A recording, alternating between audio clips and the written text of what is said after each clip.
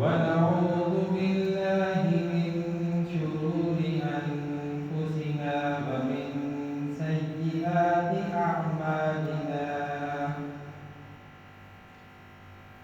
من يهده الله فلا مضل له ومن يضلله فلا هادي له ونشهد أن سيدنا وسندنا ومولانا محمد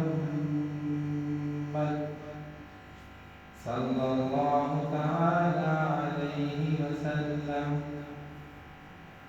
قال الله تبارك وتعالى في كلامه المجيد والفرقان الحميد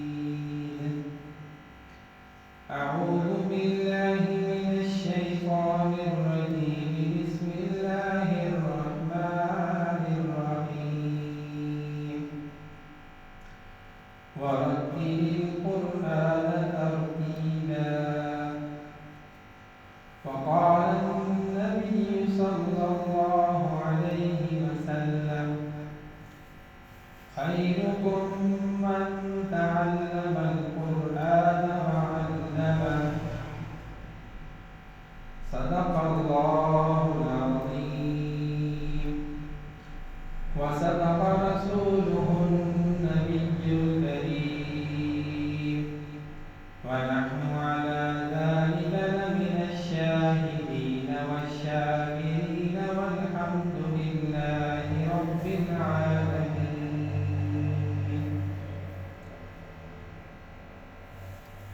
معزز سامعین کرام، آج 29 جمادی الاول 1447 ہجری اور نومبر کی 21 تاریخ ہے، جمعہ المبارک کا دن ہے۔ ابھی آپ کے سامنے قرآن پاک کی ایک آیت کی تلاوت کی ہے۔ اللہ تعالیٰ قرآن پاک میں فرماتے ہیں وَرَتِّلِ الْقُرْآنَ تَرْتِیلًا، کہ قرآن پاک کو ترتیل سے پڑھو، یعنی ٹھہر ٹھہر کر پڑھو۔ قرآن پاک کو پڑھنے کا جو طریقہ اللہ تعالیٰ نے ہمیں بتلایا ہے وہ یہ ہے کہ قرآن کریم کو ٹھہر ٹھہر کر تجوید کے قواعد کے ساتھ کہ ایک ایک لفظ ایک ایک حرف علیحدہ علیحدہ سننے والے کو سمجھ آئے اور پڑھنے والا آرام سکون سے پڑھے، تو اس ترتیب میں اللہ تعالیٰ نے قرآن پاک کو پڑھنے کا حکم فرمایا ہے۔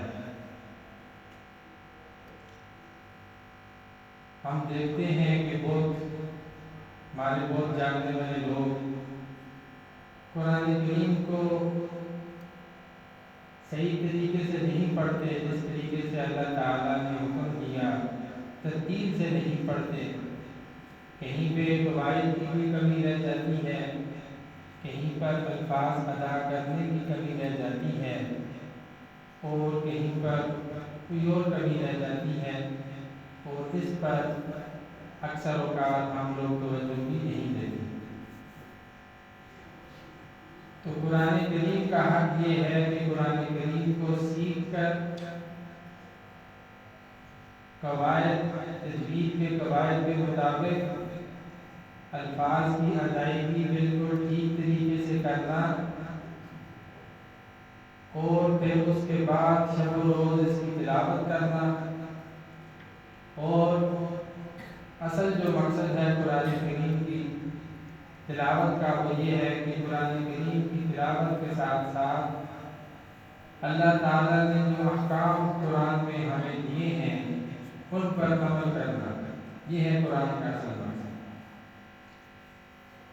اسی طرح نبی کریم صلی اللہ علیہ وسلم نے فرمایا خیرکم من تعلم القرآن وعلمہ، اس کا مفہوم یہ ہے کہ تم میں سے بہتر وہ ہے جو قرآن شریف کو سیکھے اور سکھائے۔ یعنی قرآن شریف کو سیکھنا اور سکھانا جو ہے اللہ کے نبی فرما رہے ہیں کہ سب سے بہتر تم میں وہ ہے جو یہ عمل کرے۔ اب ہم اپنی زندگی میں دیکھ لیں کہ ہم نے اہمیت کس کو دی ہوئی ہے۔ ہم اہمیت دیتے ہیں دنیا کو، دنیا کے مال و دولت کو، روپے پیسے کو، جائیداد کو، عہدے کو، طاقت کو، حالانکہ ان سب چیزوں نے ختم ہو جانا ہے۔ جیسے ہی انسان کی آنکھ بند ہوگی تو یہ ساری چیزیں بے معنی اور بے وقت ہو جائیں گی، ان کی کوئی وقت نہیں رہے گی۔ جب تک انسان دنیا میں موجود ہے ان چیزوں کی کوئی تھوڑی بہت اہمیت ہے، انسان کو دنیا میں ان سے فوائد حاصل ہو سکتے ہیں، لیکن جیسے ہی انسان کی آنکھ اس دنیا سے بند ہوئی وہ اگلے جہان کی طرف چلا گیا، تو اب اس کے پاس وہی کام کی چیز ہے جو اس نے نیک اعمال کیے، قرآن کی تلاوت کی، نماز روزہ، اللہ تعالیٰ کے احکام کو، عبادات کو صحیح طریقے سے پورا کیا، یہی اس کی کامیابی ہے۔ جبکہ باقی دنیاوی چیزیں جن میں پڑھ کر ہم اپنا وقت، اپنا سب کچھ برباد کر دیتے ہیں اور دنیا پھر بھی ہمارے پاس نہیں آتی، تو اس میں ہماری فکریں بھی ہیں، ہماری ترجیحات میں بھی وہ شامل ہے اور ہماری توجہ بھی ساری اسی کی طرف ہے۔ اور اللہ کا قرآن سیکھنا، اس کی ادائیگی سیکھنا، الفاظ کی ادائیگی سیکھنا، قواعد سیکھنا تجوید کے کہ قرآن پاک کو پڑھنے کا کیا طریقہ ہے، پھر ان سب کے ساتھ ساتھ قرآن کریم کی تلاوت کرنا شب و روز، اور پھر اصل اس کا یہ کہ اس پر عمل کرنا، یہ ہماری ترجیحات میں شامل نہیں، ہماری اس طرف توجہ نہیں۔ جیسے ہی ہمارا بچہ سکول جاتا ہے اور کسی ٹائم پہ مسجد بھی جاتا ہے، تو جب کوئی بچہ مسجد کی طرف جاتا ہے تو قرآن کریم کو، سپارے کو، قاعدے کو اپنے سینے کے ساتھ لگا کر اپنے آگے رکھ کر لے کر جاتا ہے مسجد کی طرف، مدرسے کی طرف۔ اور جب وہی بچہ سکول جاتا ہے تو اپنی کتابوں کو، کتاب کاپیوں کو کندھے کے پیچھے بیگ میں لٹکا کر جاتا ہے، گویا یہ اس چیز کا اشارہ ہے کہ یہ قرآن، یہ سپارہ اس کو آگے کی طرف لے کر جا رہا ہے، آخرت کی طرف لے کر جائے گا۔ اور یہ دنیا کی تعلیم جو ہے اگرچہ ضروری ہے لیکن یہ پیچھے رہ جانے والی ہے، یہ اس چیز کی طرف اشارہ ہے۔ پھر ہم یہ دیکھ لیں کہ ہم اپنے بچوں کو ان کو جو توجہ دے رہے ہیں وہ کس طرف زیادہ ہے۔ ہماری توجہ اس طرف ہے کہ ہمارا بچہ سکول میں اچھا پڑھ جائے، اچھے سے اچھے سکول میں پڑھ جائے۔ اگر سکول والے کہیں کہ بچہ کمزور ہے تو ہم اس کو ٹیوشن میں داخل کرا دیں گے، یعنی جتنا ہم سے ہو سکتا ہے اس کو کریں گے۔ صبح اٹھنے کے ساتھ نماز کے لیے اس کو تیار بعد میں کریں گے، اسکول کے لیے مائیں پہلے تیار کریں گے، اس کے ساتھ ساتھ اس کے لنچ باکس، یہ ساری چیزیں ہماری ترجیحات میں شامل ہیں۔ اور اسی وقت صبح جب ہم بچے کو اٹھاتے ہیں، فجر کی نماز کا وقت بھی ہو چکا ہوتا ہے، لیکن ہماری ترجیحات میں وہ شامل نہیں۔ ہم بچے کو نماز کی طرف بہت کم، الا ماشاءاللہ کوئی اگر لے کر جاتا ہے پہلے مسجد کی طرف بچے کو کہ بچے یہ نماز بھی ضروری چیز ہے، یہ فرض ہے اللہ کی طرف سے، اسی طرح قرآن کی تلاوت بھی ضروری ہے، اس کی طرف ہماری ترجیحات شامل ہیں۔ ہماری ترجیح میں دنیا ہے اور ہم اس کے پیچھے ہاتھ دھو کر پڑے ہوئے ہیں۔ بچے کو لے لیں، بڑے کو لے لیں، جس کو بھی لے لیں، اس کی گفتگو میں، اس کی بات چیت میں دنیا ہے، دنیا کے فوائد ہیں، دنیا کے نقصانات بھی نظر آ رہے ہیں، اگر کسی کا دینی طور پر نقصان ہو گیا، کسی کی نماز رہ گئی، تو وہ اس کو اتنی توجہ نہیں دے رہے، اس کو اہمیت نہیں دے رہے۔ وہی بچہ جب اسکول جاتا ہے تو آج کل کے حساب سے کم از کم 100 روپیہ وہ جیب کا خرچ لے کر جاتا ہے اسکول کی طرف، اور ہم اسی بچے کو جب مسجد میں چندے میں پیسے ڈالنے کے لیے کہتے ہیں تو 10 روپے کا نوٹ دیتے ہیں۔ تو یہ ظاہر کرتا ہے کہ ہماری ترجیحات کہاں پر ہے۔ ہماری ترجیح میں دنیا ہے، اس کی اہمیت بھی ہے، ہم اس کے پیچھے لگے ہوئے بھی ہیں، لیکن دین کی طرف ہماری توجہ کس طرف ہے، یہ ہر بندہ اپنا مشاہدہ خود کر سکتا ہے۔ مقصد یہ ہے کہ اللہ تعالیٰ نے جو قرآن کریم نازل کیا ہے، ایک مکمل ضابطہ حیات بنا کر نازل کیا، اور مقصد اللہ تعالیٰ کا یہ ہے کہ ایک انسان نے زندگی کیسے گزارنی ہے۔ اللہ تعالیٰ نے تمام احکام اس قرآن کریم میں نازل کر کے ہم تک بھیج دیے، رسول اللہ صلی اللہ علیہ وسلم کے ذریعے، اور اس قرآن کریم کی تشریح رسول اللہ صلی اللہ علیہ وسلم نے کر کے بتا دی۔ احادیث میں اس کا ذخیرہ موجود ہے، ہمارے پاس مکمل ایک ضابطہ حیات، ایک زندگی گزارنے کا اصول موجود ہے، ہم نے اس کے مطابق اپنی زندگی گزارنی ہے۔ قرآن کریم میں اللہ تعالیٰ نے وراثت کے احکام نازل کیے، قرآن کریم میں اللہ تعالیٰ نے زندگی گزارنے کے احکام، معاشرت کے احکام، بزنس کیسے کرنا ہے، کاروبار کیسے کرنا ہے، لین دین کیسے کرنا ہے، نکاح کیسے کرنا ہے، غمی ہو جائے، کوئی مر جائے، کوئی فوت ہو جائے تو اس کے کیا احکام ہیں، اللہ تعالیٰ نے تمام قرآن کریم میں ہمیں نازل کر کے بتا دی، اور رسول اللہ صلی اللہ علیہ وسلم نے اس کی تفسیر ہمیں احادیث کی روشنی میں بتا دی۔ اب ہمارا کام یہ ہے کہ جو کچھ اللہ تعالیٰ نے قرآن کریم میں ہماری ایک مکمل ضابطہ حیات جو نازل کیا، اس کے مطابق اپنی زندگی گزار لیں،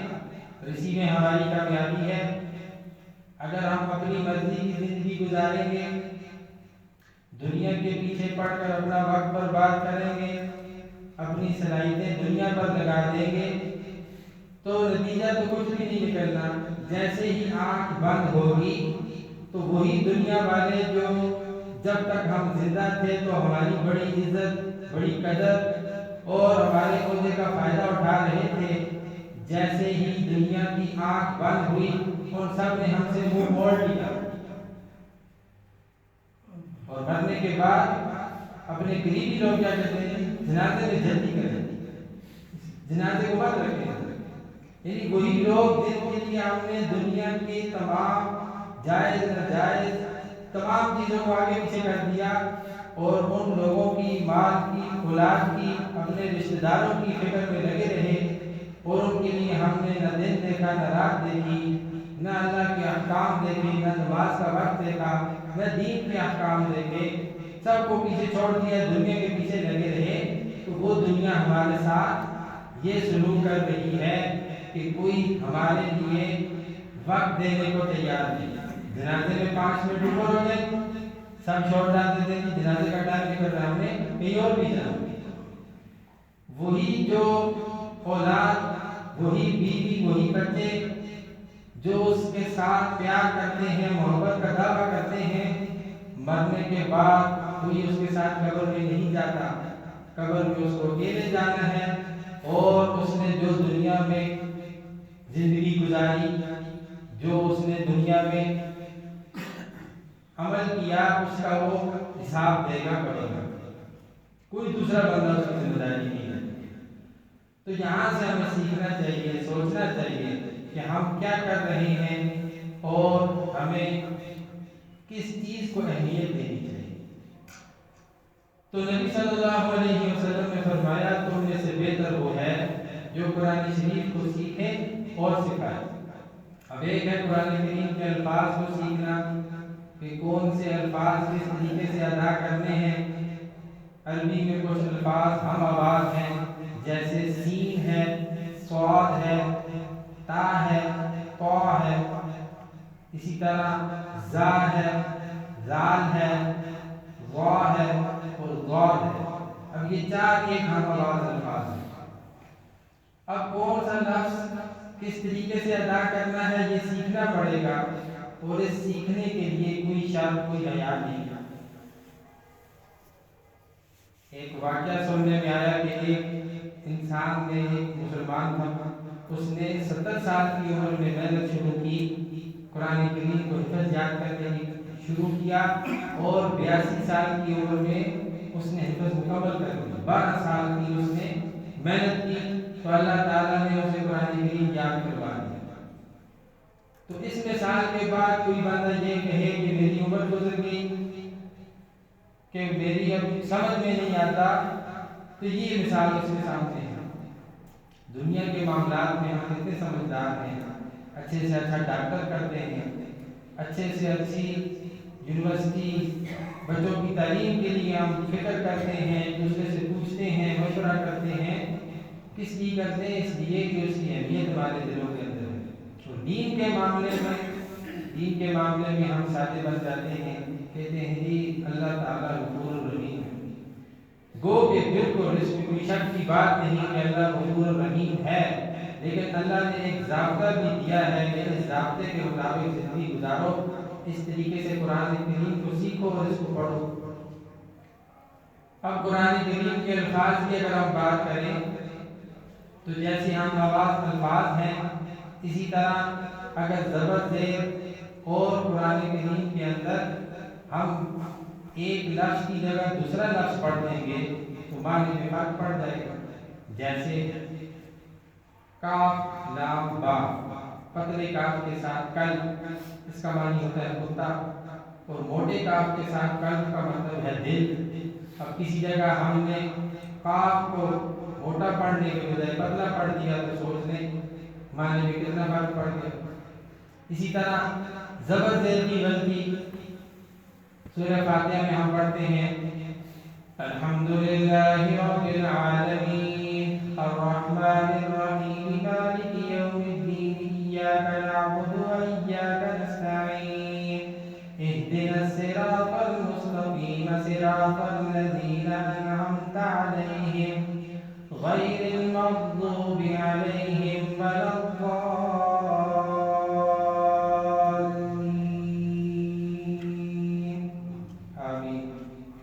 اب صراط الذین انعمت علیہم، اس کا ترجمہ بنتا ہے دکھا ہم کو ان لوگوں کا راستہ جن پر تیرا نام ہوا۔ اللہ تعالیٰ سے ہم کہہ رہے ہیں، یہ دعا پڑھتے ہوئے ہر نماز میں یہ دعا پڑھتے ہیں کہ صراط الذین انعمت علیہم، کہ دکھا ہمیں ان لوگوں کا راستہ جن پر تیرا یعنی اللہ کا انعام ہوا۔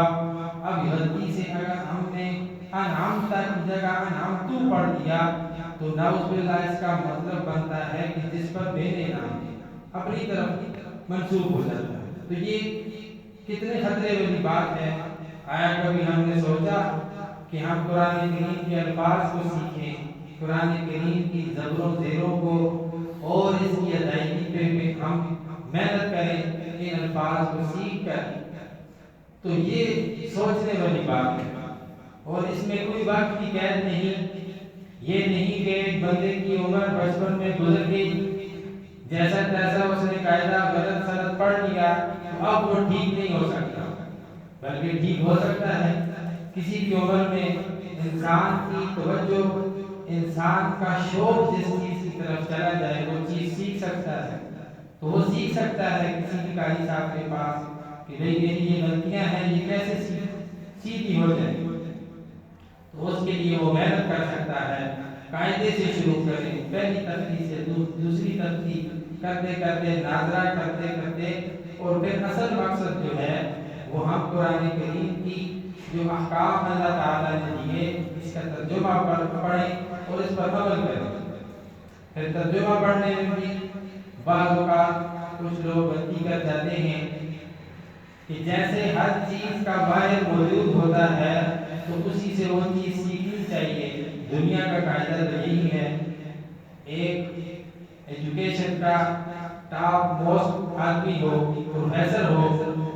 وہ کبھی بھی اپنے بچوں کو گھر میں نہیں پڑھاتا بلکہ اسکول میں بھیجتا ہے. بے شک ماں باپ دونوں پروفیسر ہوں, گھر میں بچے کو نہیں پڑھاتے بلکہ بچے کو اسکول بھیجتے ہیں, ماحول میں بچہ سیکھتا ہے. تو بالکل اسی طرح قرآن کریم کو اگر ہم اپنے طور پہ ترجمہ پڑھ کر سمجھنے کی کوشش کریں گے تو ہم گمراہ ہو جائیں گے. اس کے لیے ہمیں کسی ماہر مولوی صاحب کی, علامہ صاحب کی بات لینی پڑے گی جو ہمیں ترجمہ پڑھ کر اس کا مفہوم سمجھائیں گے. جیسے قرآن کریم میں پہلے سپارے میں ہم پڑھتے ہیں وَمِنَ النَّاسِ مَن يَقُولُ آمَنَّا بِاللَّهِ وَبِالْيَوْمِ الْآخِرِ وَمَا هُم بِمُؤْمِنِينَ.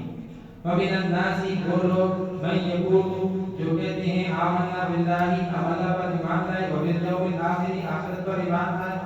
وَمَا هُم بِمُؤْمِنِينَ اللہ کا قرآن کہہ رہا ہے وہ مومن نہیں ہے. اب ایمان والے کی ڈیفینیشن, ایمان والے کی جو خصوصیت ہے وہ تو یہی ہے کہ وہ اللہ پر ایمان لائے اور روز آخرت پر ایمان لائے, وہی ایمان والا ہے. لیکن اللہ تعالیٰ فرما رہے ہیں وَمَا هُم بِمُؤْمِنِينَ یہ مومن نہیں ہے. اب ہمیں ضرورت پڑ گئی استاد کی کہ جو ہمیں سمجھا سکے کہ اس کا مطلب کیا ہے. تو اس سے مراد منافقین ہیں جو بظاہر رسول اللہ صلی اللہ علیہ وسلم کی خدمت میں حاضر ہوتے اور یہ کہتے کہ ہم اللہ پر ایمان لاتے ہیں, روز آخرت پر بھی ایمان لاتے ہیں, لیکن پس پردہ ان کی جو سوچ ہوتی تھی, ان کی جو نیت ہوتی تھی وہ مسلمانوں کو نقصان پہنچانے کی ہوتی تھی. اور وہ اس نیت سے آتے تھے کہ یہاں کی خبریں وہاں لے کر جائیں اور وہاں پہ مسلمانوں کو نقصان پہنچائیں. تو اللہ تعالیٰ نے قرآن کریم میں فرمایا وَمَا هُم بِمُؤْمِنِينَ یہ لوگ مومن نہیں. تو اس لیے قرآن کریم کو اس کی الفاظ بھی سیکھنے ہیں, اس کا تلفظ بھی سیکھنا ہے, اس کے قواعد بھی سیکھنے ہیں, اس کو پڑھنے کی ادائیگی کیسے کرنی ہے, یہ سب کچھ سیکھنے کے ساتھ ساتھ اس کا ترجمہ بھی ہمیں سیکھنا ہے اور پھر اس پر اثر جو ہے وہ عمل کرنا ہے. کہ قرآن کریم کے جتنے بھی احکام ہیں ہم نے ان کو اپنی زندگی میں نافذ کرنا ہے کہ کیسے ہماری زندگی میں قرآن کریم کے جتنے بھی احکام ہیں وہ ہم اس پر عمل کرنے والے بنیں. ایک بندہ قرآن پڑھتا ہے اور قرآن میں پڑھتا ہے الا لعنۃ اللہ علی الکاذبین اور اس کا خود بھی مستحق ہو رہا ہوتا ہے. الا لعنۃ اللہ علی الکاذبین اس کا معنی ہے کہ اللہ کی لعنت ہو جھوٹوں پر, لیکن وہ اپنی زندگی میں جھوٹ بول رہا ہے. سچ بولنے کی اس کو اللہ توفیق نہیں دے رہے, جھوٹ بول رہا ہے. اپنی زندگی میں جھوٹ اتنا بولتا ہے کہ قرآن کی تلاوت کرتے ہوئے جب یہ پڑھتا ہے الا لعنۃ اللہ علی الکاذبین تو جھوٹا ہونے کی وجہ سے یہ لعنت خود اسی پر پڑ رہی ہوتی ہے. اسی طرح قرآن کریم کو ہم پڑھتے ہیں, اگر صرف پڑھتے ہیں اور ہمارا عمل جو ہے وہ اپنی مرضی کا ہے, جو ہمارے دل میں آتا ہے وہ کرتے ہیں, تو پھر قرآن کی جو تلاوت ہے وہ ہمارے ہی گلے پڑ جاتی ہے. قرآن ہم پڑھ رہے ہیں لیکن پڑھنے کے دوران ہم سے غلطیاں ہو رہی ہیں, عمل میں ہمارے کچھ اور ہے, ساتھ ہم قرآن کی تلاوت بھی کر رہے ہیں تو قرآن ہماری زندگی میں نہیں آیا. تو اس ایسا قرآن پڑھنے کے بجائے الٹا بوال کرتا ہے کہ جھوٹا ہونے کی وجہ سے خود اس پر اللہ کی لعنت پڑ رہی ہے. تو قرآن کریم کو سیکھ کر ہم نے اپنی زندگی میں لانا ہے, اور نبی صلی اللہ علیہ وسلم کا فرمان بھی یہی ہے کہ تم میں سے بہتر وہ ہے جو قرآن کریم کو سیکھے اور دوسروں کو سکھائے. اب سب سے بڑی ڈگری نبی صلی اللہ علیہ وسلم نے اس انسان کو دے دی جو قرآن کریم کی تلاوت کرتا ہے, لوگوں کو سکھاتا بھی ہے. تو یہ سب سے بہتر انسان ہے. ہماری نظر میں دنیاوی لحاظ سے کسی کے پاس مال و دولت ہے, ہم کہتے ہیں کہ یہ عزت والا ہے. کسی کے پاس روپیہ پیسہ ہے, جائیداد ہے, کوئی عہدہ ہے, تو ہم اس کے پیچھے بھاگتے ہیں, کہتے ہیں کہ یہ عزت والا ہے یا یہ اس کی اہمیت ہے. جبکہ نبی صلی اللہ علیہ وسلم کے فرمان کے مطابق جو تم میں سے قرآن کو سیکھے اور لوگوں کو سکھائے وہ سب سے بہتر ہے۔ تو گویا قرآن سیکھنے والا دنیاوی جن کو ہم نے سمجھا ہوا ہے کہ وہ بہتر ہیں اور وہ عزت والے ہیں، ان سے کہیں درجے بہتر ہیں۔ اس لیے قرآن کریم اپنے بچوں کو بھی سکھائیں، اور کسی وجہ سے اگر ہم 40 50 60 سال کی عمر کو پہنچ چکے ہیں، قرآن کریم پڑھنے میں غلطیاں ہیں، آج تک ٹھیک نہیں ہو سکے، تو اس کا عزم ارادہ کر لیں کہ ہم نے قرآن کریم کے الفاظ کو بھی سیکھنا ہے، اور قرآن کریم میں اللہ تعالیٰ نے جو احکام نازل کیے ہیں ان کو بھی سیکھنا ہے۔ اسی میں ہماری بھلائی ہے۔ اللہ تعالیٰ سے دعا ہے کہ اللہ تعالیٰ ہمیں قرآن کریم سے سچی محبت کرنے کی، قرآن کریم کو شب و روز پڑھنے کی اور اس پر پھر عمل کرنے کی توفیق نصیب فرمائے۔ وآخر دعوانا